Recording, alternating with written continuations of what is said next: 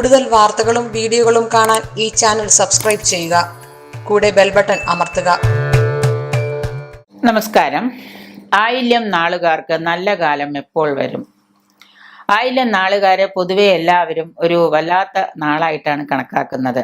ചില അന്ധവിശ്വാസങ്ങൾക്ക് അടിമപ്പെട്ട ആയില്യം നാളുകാരെ എല്ലാവരും പക്ഷേ വളരെ ഭാഗ്യമുള്ള നാളും കൂടിയാണ് ആയില്യം.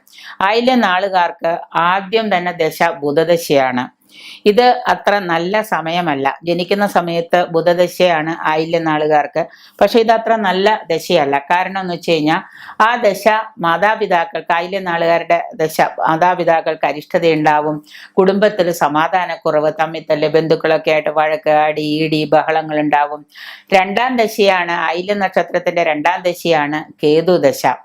അതിനെ കേതുദശയെ പൊതുവെ ആയില്യം നക്ഷത്രക്കാരുടെ കേതുദശയെ പൊതുവെ സമ്പന്ന നക്ഷത്ര ദശ എന്നാണ് വിശേഷിപ്പിക്കുന്നത്. കാരണം ആ വാചകത്തിൽ തന്നെയുണ്ട് സമ്പന്ന നക്ഷത്ര ദശ എന്ന് പറയുമ്പോൾ.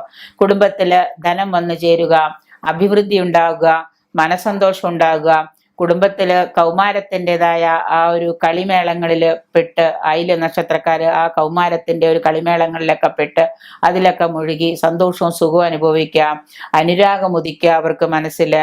വിദ്യാഭ്യാസത്തിൽ തടസ്സമോ പ്രതിബന്ധമോ വരാം. ആ സമയത്ത് വിദ്യാഭ്യാസം അത്ര അങ്ങോട്ട് സുഖകരമായി പോല, ഏതെങ്കിലും കാരണങ്ങൾ കൊണ്ട് തടസ്സം വരാം, പ്രതിസന്ധിയൊക്കെ നേരിടേണ്ടതായിട്ട് വരാം.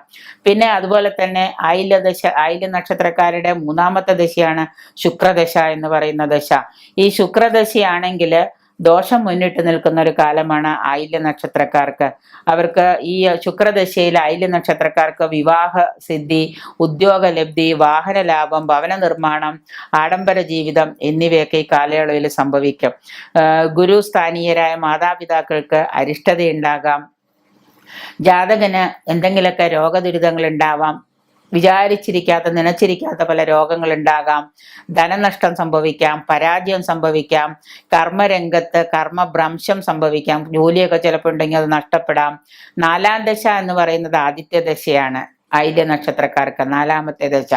അപ്പോൾ ആ ആയില്യ നക്ഷത്രക്കാരുടെ നാലാമത്തെ ദശയെ ആദിത്യ ദശയില് ക്ഷേമ നക്ഷത്രാദി ദശ, അതായത് ആ സമയത്ത് തെരഞ്ഞെടുപ്പുകളിലൊക്കെ മത്സരിക്കുന്ന ആയില്യ നക്ഷത്രക്കാരാണെങ്കിൽ അവർക്ക് വിജയം ഉണ്ടാകാം, കർമ്മ ഗുണം ഉണ്ടാവാം, പദവി സംഭവിക്കാം, സ്ഥാനമാനങ്ങൾ നേടിയെടുക്കാൻ പറ്റും, കുടുംബത്തിലെ ക്ഷേമൈശ്വര്യങ്ങളൊക്കെ ഉണ്ടാവും.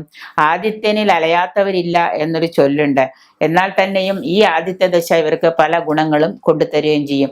ശരീരക്ലേശം, ശരീരത്തിനൊക്കെ അസ്വസ്ഥതകളെ, ക്ലേശങ്ങൾ ഉണ്ടാവും. തെരഞ്ഞെടുപ്പിലൊക്കെ ചിലപ്പോൾ മത്സരിച്ചാൽ അവർക്ക് പൊതുവെ വിജയം നേടാൻ പറ്റുന്ന ദശയാണ് ആദിത്യ ദശ. കാര്യസാധ്യത്തിനായിട്ട് കൂടുതൽ അധ്വാനിക്കേണ്ടതായിട്ട് വരുന്നുണ്ട്. പിന്നെ അതുപോലെ തന്നെ അഞ്ചാമത്തെ ദശയാണ് ചന്ദ്രദശ. ഈ ചന്ദ്രദശയില് മനോദുഃഖം ഉണ്ടാക്കുന്ന കാലമാണ് ആയില്യ നക്ഷത്രക്കാർക്ക് ചന്ദ്രദശ. സന്താനങ്ങളെ ചൊല്ലി ഉത്കണ്ഠപ്പെടേണ്ടതായിട്ട് വരിക, കർമ്മഭംഗം, ജോലി ഉണ്ടെങ്കിൽ ജോലി പോവുക, ജോലി നഷ്ടപ്പെടുക, രോഗം ഉണ്ടാവുക. കൃഷിയിലൊക്കെ, കൃഷി ചെയ്യുന്ന കർഷകർക്കൊക്കെ ആണെങ്കിൽ കൃഷിയിലൊക്കെ പിഴ സംഭവിക്കുക, കൃഷിയിൽ നിന്ന് നഷ്ടം സംഭവിക്കുക, പരാജയങ്ങൾ ഉണ്ടാവുക, അശാന്തി, പൊതുവെ എല്ലായിടത്തും ഒരു ശാന്തി ഇല്ലാത്തൊരവസ്ഥ ഉണ്ടാവുക. ആറാമതായിട്ട് വരുന്നതാണ് കുജദശ. ചന്ദ്രദശ കഴിഞ്ഞാൽ വരുന്നതാണ് കുജദശാകാലം. കുജദശാകാലങ്ങൾ ഇവർക്ക് നേട്ടങ്ങൾ കൊയ്യുന്ന ഒരു കാലം തന്നെയാണ് ആയില്യ നക്ഷത്രക്കാർക്ക്. ഇതുവരെയുള്ള അധ്വാനത്തിന് ഫലം കാണുന്നതും കിട്ടുന്നതൊക്കെ ഈ സമയത്താണ്. ഈ ആറാമത്തെ ദശയായി വരുന്ന കുജദശ സമയത്താണ്. ഭവനത്തിൽ മംഗളകർമ്മങ്ങൾ നടക്കുക, മക്കളുടെ വിവാഹമോ മറ്റു കാര്യങ്ങളൊക്കെ നടക്കുക, ഭൂമി സ്വന്തമാകുക, ഭൂമി വാങ്ങിക്കുക, സ്വന്തമായിട്ട് ഭൂമി കിട്ടുക. പിന്നെ ഒപ്പം തന്നെ സന്തോഷം വർദ്ധിക്കുക, നിങ്ങൾക്ക് നിങ്ങളുടെ നിക്ഷേപങ്ങൾ വർദ്ധിക്കുക, സമ്പാദ്യങ്ങൾ വർദ്ധിക്കുക, സംഘടനകൾ ഇവയുടെയൊക്കെ നേതൃത്വ തലപ്പത്തിലേക്ക് എത്തിപ്പെടാൻ സാധിക്കുക, പുതിയ കാര്യങ്ങളൊക്കെ നേതൃസ്ഥാനങ്ങളൊക്കെ ഏറ്റെടുക്കേണ്ടതായിട്ട് വരിക. മേടം, കർക്കിടകം, ചിങ്ങം, ധനു, മീനം ഇവ ലഗ്നമായി വരുന്നവർക്ക് ചൊവ്വാദശ അത്യുജ്വലമായിട്ടായിരിക്കും ഉണ്ടാവുക. ഇവർ ഈ കാലം വരുന്ന, അതായത് കർക്കിടകം, ചിങ്ങം, ധനു, മീനം ഈ ലഗ്നമായിട്ട് വരുന്ന ആളുകൾക്ക്, ഈ പറയുന്ന ആയില്യ നക്ഷത്രത്തിൽപ്പെട്ട ആളുകൾക്ക് ഈ ദശാകാലം അത്യന്തം ഉജ്ജ്വലമായിട്ടായിരിക്കും ഉണ്ടായിരിക്കുക.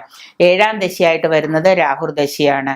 അവിടെ ധനനഷ്ടം വരാം, ശത്രുഭയം ഉണ്ടാവാം, രോഗദുരിതങ്ങൾ ഉണ്ടാവാം. പിന്നെ കുറച്ച് ദുരിതം കൂടിയ ദശയാണ് രാഹു രാഹുർദശ. പക്ഷെ ഇവിടെ 8ാമത്തെ ദശയായിട്ട് വരുന്നത് വ്യാഴദശയാണ്, 9ാമത്തെ ദശ ശനിദശയാണ്.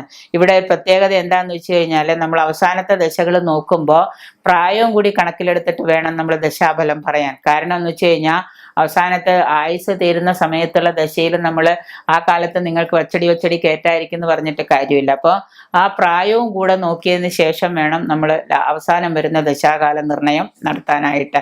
ഈ ദശകളുടെ മികവ് എന്താണെന്ന് വെച്ചാൽ നിയമങ്ങളിൽ പറയുന്നുണ്ട്.